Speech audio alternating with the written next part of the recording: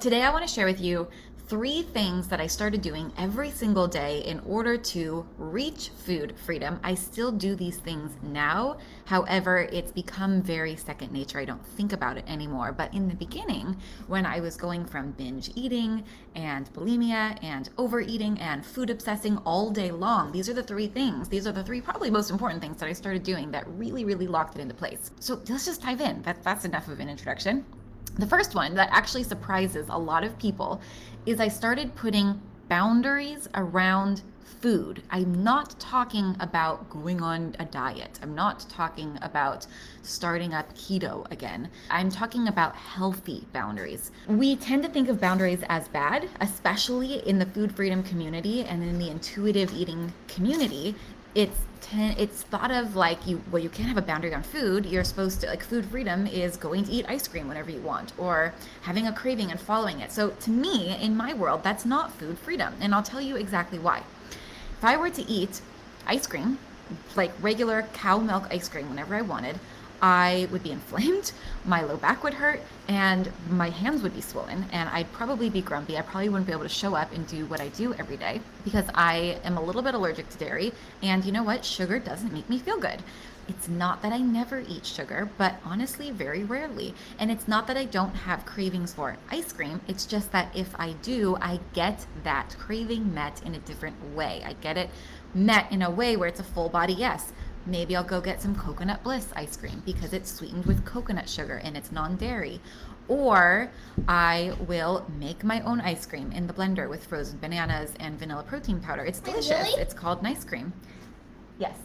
I'm not doing it right now. I ran out of frozen bananas. They love it, right? So there's ways about it that you can set healthy boundaries with food. And I want to give you this example for kids. If you think of a toddler that has no boundaries, that's not freedom. That is terrifying because that toddler is going to go out into the street and go like hit by a car, or it's going to eat all the ice cream in the fridge. That's not a place that you want to be. You naturally, as a human being, you don't want total freedom. You want there to be boundaries. It's just that you want to be able to trust in those boundaries, and you want those boundaries to be coming from a place of authenticity within you.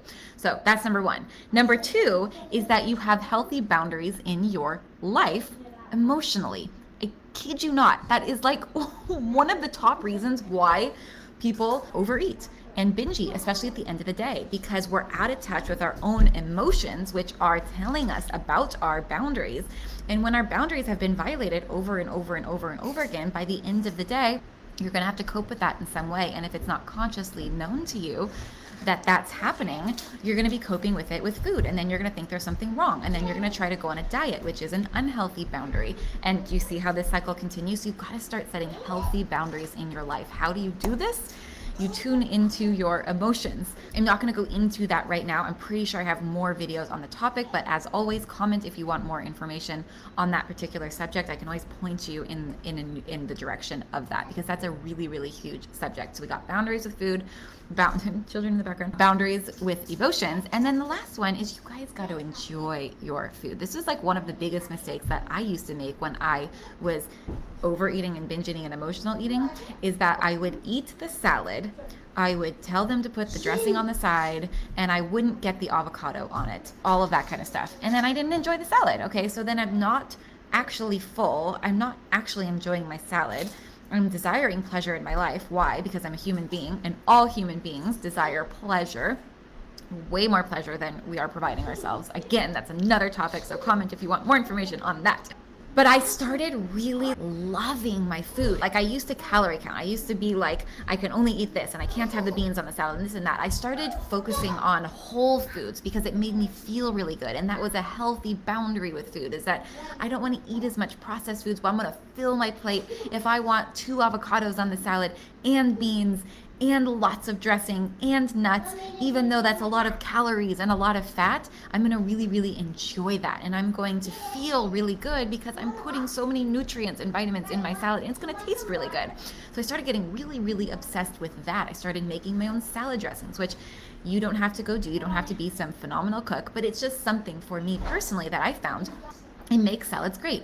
My salad dressings probably have a phenomenal amount of calories and fat in them. And I don't ever think twice about it because I've fallen in love with the nurture and the pleasure and the taste, right, of this dressing. And it makes it all taste so good that I fill up on that. So I'm not just filling up on the food. I'm not just eating enough caloric requirements, but I'm also filling up on the pleasurable experience of eating, because eating should totally be pleasurable. Let me tie that back into the very first thing that I shared around the boundaries with food. Eating should be pleasurable. If I'm eating, again, I'll use the ice cream example, but I can use tons of examples, like a pastry. Is that going to be pleasurable for my taste buds? Absolutely. If I eat the ice cream or the pastry, that's going to be a yes for my taste buds. That's going to be a no for my body. And part of me is not going to be in pleasure, because part of me is going to be thinking, oh man, this isn't going to make me feel good.